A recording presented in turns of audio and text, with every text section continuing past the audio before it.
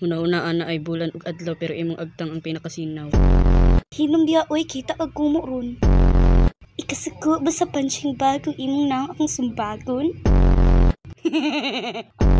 Ate kagani, nakabalos ang buang bay. Kapabri anak niya niya, tapos nga nung ka-afford mo siya anak. Basin kinawat po na niya, nga nung maka-afford mo daw siya anak bi. Napaning buang. Kasi lusa ba ninyo uy? May magdi na niya ma-afford nga ma-afford mo na niya. Gihubo niya ang helmet. Oh my gosh!